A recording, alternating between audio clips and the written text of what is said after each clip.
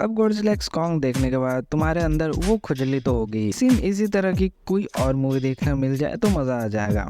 तो tension not, मैं आ गया हूँ ऐसी 5 बेस्ट मूवीज लेकर जो कि तुम्हें वही लेवल का सेटिस्फैक्शन देंगी एंड वही लेवल का एक्शन दिखाएंगी जो कि तुम्हें गॉडजिला एक्स कॉन्ग देख के आया। सबसे पहले तो ऐसी मूवी से शुरुआत करते हैं जिसमें हमें किंग कॉन्ग देखने को मिलेगा। क्या मैं मजाक कर रहा हूँ? बिल्कुल भी नहीं। कॉन्ग जैसे कि एक गोरिल्ला स्पीशीज से बिलोंग करता है, सेम उसी तरह इस मूवी में भी हमें एक सिल्वर बैक गोरिल्ला की स्टोरी देखने को मिलती है जो कि एक दिन किसी जेनेटिक म्यूटेशन गैस के चपेट में आ जाता है। धीरे धीरे करके उसका साइज, एंगर, स्ट्रेंथ और बढ़ते जा रहा है। इसके अलावा और भी एनिमल्स है जो कि इस जेनेटिक म्यूटेशन के चपेट में आ गए हैं। तो क्या अब ये सारे जायंट्स म्यूटेटेड एनिमल्स जो कि अब मॉन्स्टर्स बन चुके हैं पूरी दुनिया को खत्म कर देंगे या फिर कोई आएगा इन मॉन्स्टर्स से इन्हें बचाने? ये जानने के लिए तुम्हें मूवी देखनी पड़ेगी। मूवी का नाम है रैम्पेज जो कि 2018 में आई थी।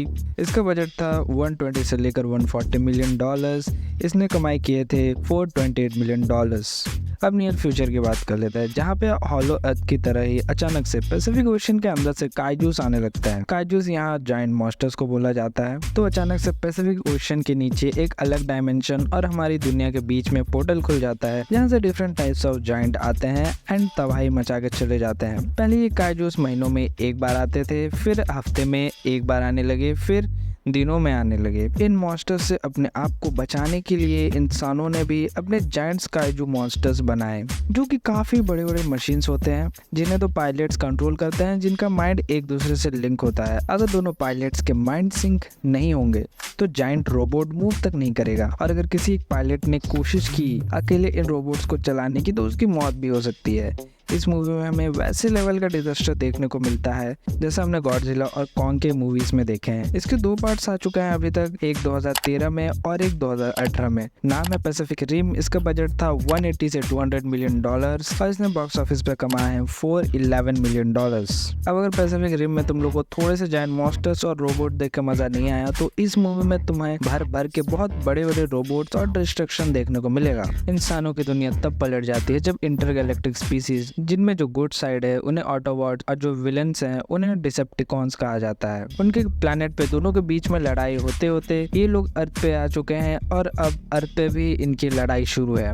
ये जो इंटरगैलेक्टिक स्पीसीज है उनके पास पावर्स है कि वो कोई भी व्हीकल में बदल सकते हैं और जब चाहे रोबोटिक फॉर्म में आ सकते हैं।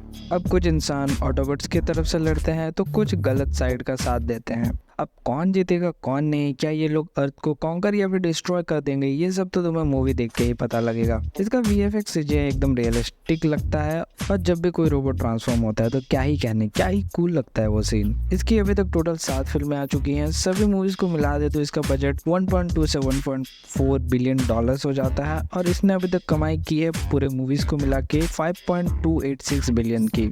गॉडजिला को उसकी पावर्स तब मिली थी जब न्यूक्लियर बॉम्ब की टेस्टिंग की गई थी एंड वो म्यूटेड हुआ था, तब जाके उसे उसकी इतनी सारी पावर्स मिली। सेम उसी तरह से इस मूवी में भी मिलिट्री वाले साउथ कोरिया के हान रिवर में केमिकल डंप कर देते हैं। कुछ सालों बाद पानी में से एक म्यूटेटेड क्रिएचर बाहर आता है और लोगों पे हमला करने लगता है। इस मूवी में हमें उतना कोई ज्यादा हाई लेवल का डिस्ट्रक्शन देखने को तो नहीं मिलता, बल्कि ये मूवी हमें ग्राउंडेड लेवल पे एनवायरनमेंट से निकले एक मॉन्स्टर और उसे टैकल करते हुए लोगों की कहानी बताती है। मूवी काफी ज्यादा ग्राउंडेड अप्रोच रखती है और हमें अपने इमोशंस के रोलर कोस्टर में लेके जाती है।